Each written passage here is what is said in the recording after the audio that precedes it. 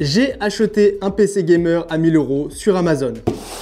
Autant vous dire que celui-ci, ça fait un petit moment que je l'ai en vue, ça fait un moment qu'il est vendu sur Amazon à un prix très correct, enfin très correct par rapport à d'autres PC sur Amazon ou sur d'autres sites revendeurs. Quand je l'ai acheté, c'était le numéro 2 des ventes Amazon. Je vais pas vous dire que c'était le numéro 1, c'est pas vrai, mais le numéro 1, c'était un PC à 400 €, donc on peut clairement dire que c'était le numéro 1 des ventes pour des PC gamers potables. Et du coup, il est très bien noté, il a des belles photos, il a des bons avis, donc je vais vous montrer ça d'ailleurs. Donc voilà, je me suis mis en navigation privée sur Amazon, comme ça tout est neutre, on va juste taper PC gamer. Voilà, le plus simple possible, on tape PC gamer, donc là, il y a les sponsors, Megaport, on oublie. Voilà, il est juste là, le PC à 1049 €, c'est celui-ci. Et là, du coup, quand on regarde un petit peu, franchement, les photos, il donne envie, hein. C'est un beau PC, il donne envie. Là, on voit le SSD, c'est un BX500, donc c'est pas le meilleur, mais ça a l'air cool.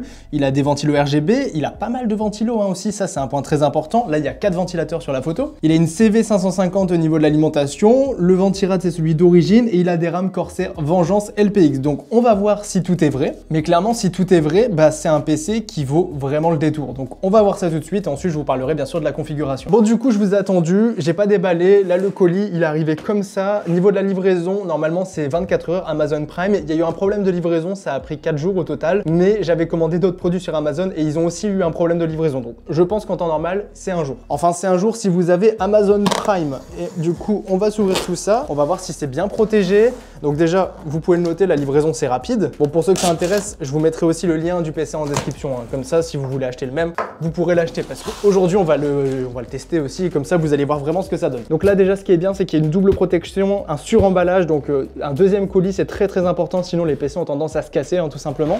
Alors du coup là, on se retrouve comme ça pour l'unboxing. Voilà, c'est un peu protégé ici. Ici, qu'est-ce qu'on a? On a tout ce qui est le nécessaire pour les câbles, la notice. Ah, on a aussi une petite clé Wi-Fi, d'accord. Voilà, ça c'est la petite notice avec tout ce qui est composants, factures, etc. Bon, je vous ai repassé en caméra normale pour que la qualité soit meilleure. Donc là, on va le sortir de la boîte. Voilà, niveau protection, il n'y a aucun souci, ça c'est très bien. Le PC, il n'a pas l'air si grand que ça, hein. Franchement, il n'a pas l'air si grand. On va s'ouvrir tout ça tranquillement. Oups, j'ai raté. À l'intérieur, ça se présente exactement comme ça. Voilà. Ici, du coup, le PC, hop, je vais déjà essayer de le sortir complètement. Voilà, on fait de la place. Bon, de toute façon, on peut pas être spoilé parce que dedans, il y a une énorme protection. C'est des protections chimiques, c'est un truc qui va gonfler, qui va prendre la forme des composants, donc c'est très bien. Donc du coup, maintenant, ça se présente comme ça. Hop, on a une petite protection ici. On va se faire les petits plaisirs.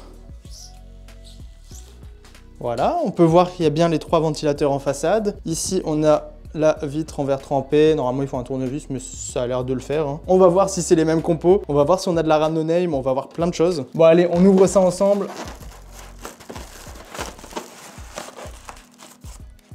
Ok, alors ça...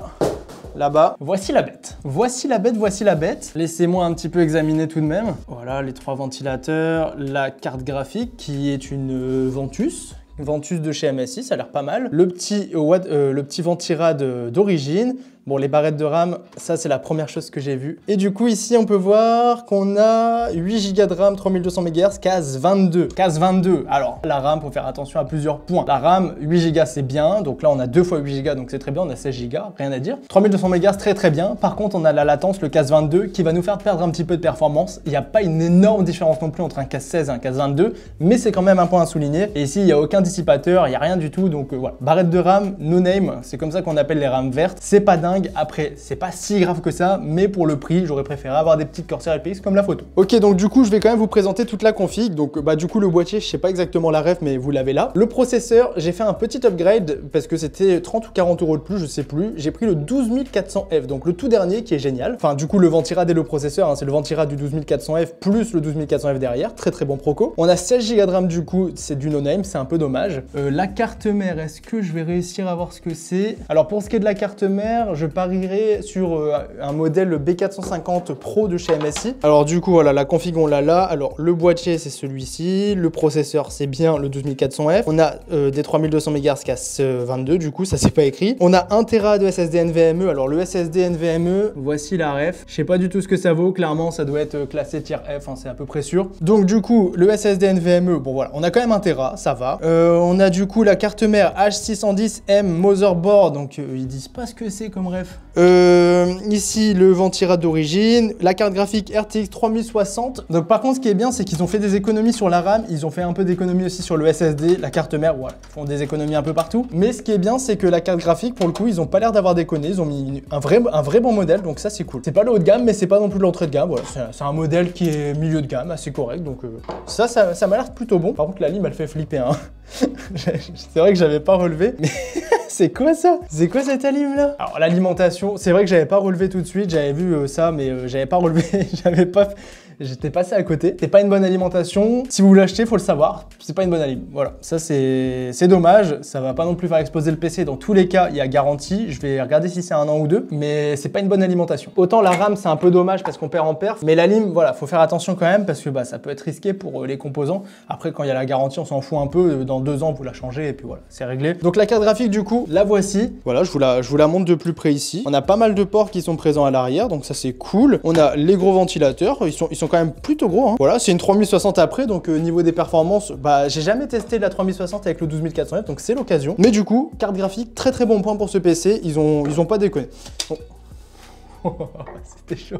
Donc moi, je remets ça à l'intérieur. Niveau des ports présents sur la carte mère, du coup, vous les voyez juste ici. Très peu fournis. Après, voilà, il y a l'essentiel, un Ethernet, des USB 3, des USB 2, HDMI, même si on s'en fout, et des prises casque. Niveau des ports sur la carte graphique, du coup, là, il y a du choix. Il y a 3 DisplayPort, un HDMI. Et au niveau des ports présents au-dessus, on a le bouton Power, on a le bouton Reset, ou pour du RGB. On a un USB 2, un deuxième USB 2, un USB 3 et des prises casque. Sinon, il tient ses promesses parce qu'effectivement, on a les 4 ventilateurs. Donc ça, c'est un très bon point. Bon, sinon pour finir avec la config, on a une petite clé Wi-Fi. Donc je la testerai, mais à peu près sûr à 100% qu'elle est éclatée au sol. Et on a Windows 11 qui est déjà installé. Je vais quand même filmer un truc important avec vous les amis, c'est bien sûr le premier démarrage du PC, très important. Je l'ai pas touché, je l'ai pas démarré, j'ai juste branché le petit câble juste ici d'alimentation, mais c'est tout. Donc voilà, on se met là, on appuie sur... Ah bah non, on n'appuie pas sur on parce qu'il n'y a pas de bouton on, pourquoi pas. Donc la ligne c'est vraiment éclaté au sol. Donc du coup on appuie là.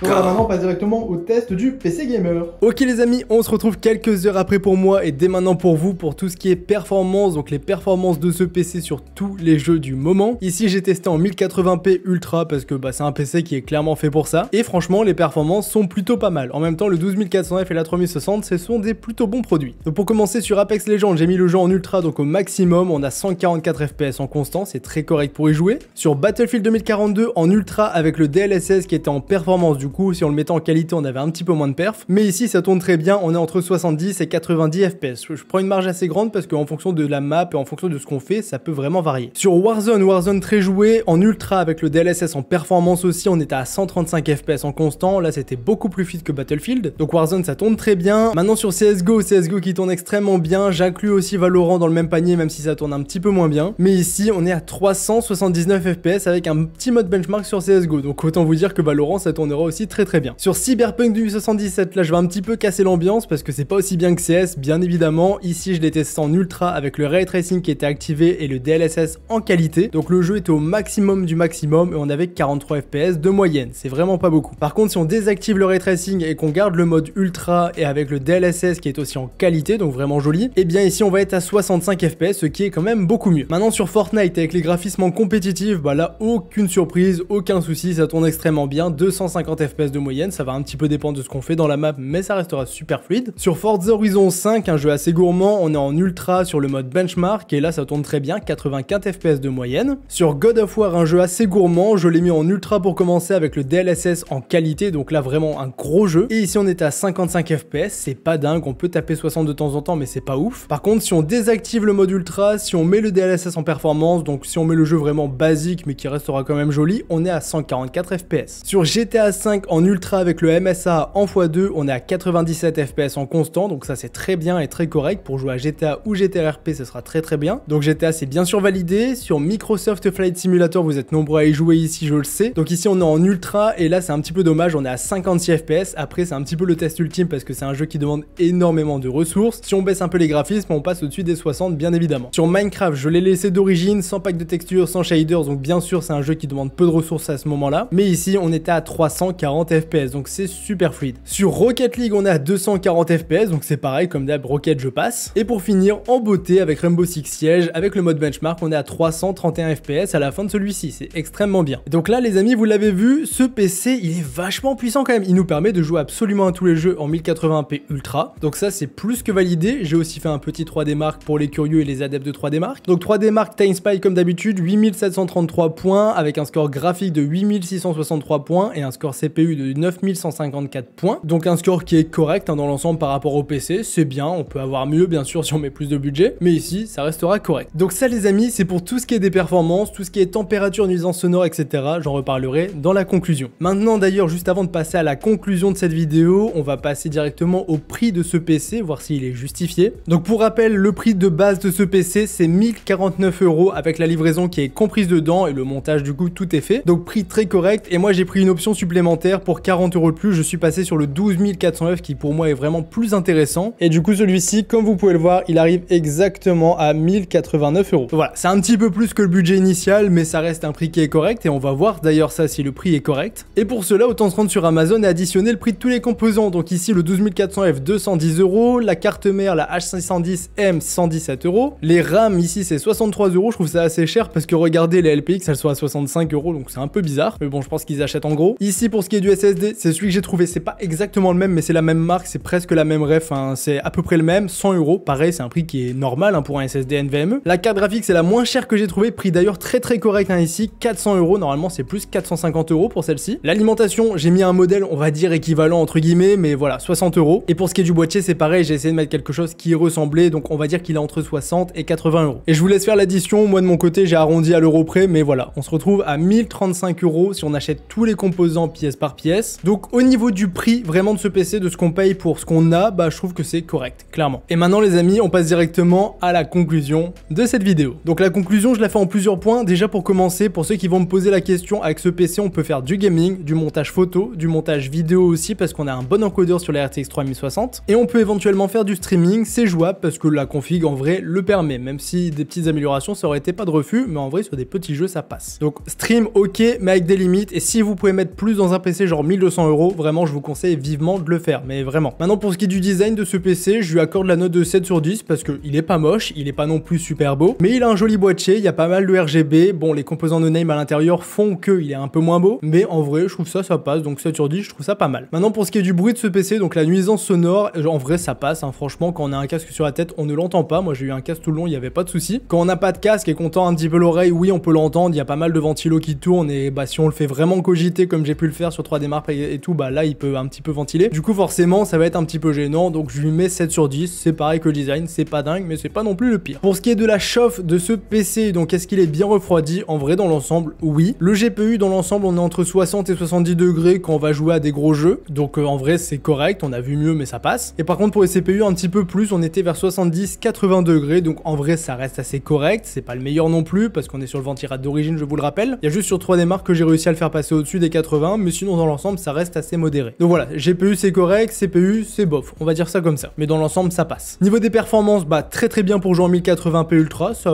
j'ai rien à dire. Niveau de la qualité des composants présents dans ce PC, moi je dirais que c'est son point faible, parce que oui on a une bonne carte graphique, on a un bon processeur, le boîtier j'ai aussi envie de dire qu'il est bon parce que dans l'ensemble c'est plutôt pas mal, mais par contre on va retrouver une RAM à SSD d'entrée de gamme et j'ai envie de faire une nouvelle catégorie, l'alimentation, de la classer en claqué au sol. Donc voilà, les composants assez mitigés, il y a du bon comme il y a du mauvais et il y a aussi un composant vraiment pas dingue. Et pour finir, le prix total, on finit par une note positive parce que le prix, je trouve qu'il est complètement justifié pour être vendu tout monté sur Amazon. Sachant qu'il y a Windows, il y a même une petite clé Wi-Fi, il est monté et il y a pas mal de petits composants sympas. Donc voici pour ce qui est de cette vidéo, voici pour ce qui est de ce PC. Dites-moi dans les commentaires comment vous l'avez trouvé. Si vous voulez que j'en teste d'autres dans différents budgets, dites-moi aussi votre budget en commentaire. Moi c'était toujours un plaisir, n'oubliez pas le petit abonnement et le petit pouce bleu. Donc voilà, j'espère que cette vidéo vous aura plu, je vous mets le lien en description, c'était Yada. Salut tout le monde!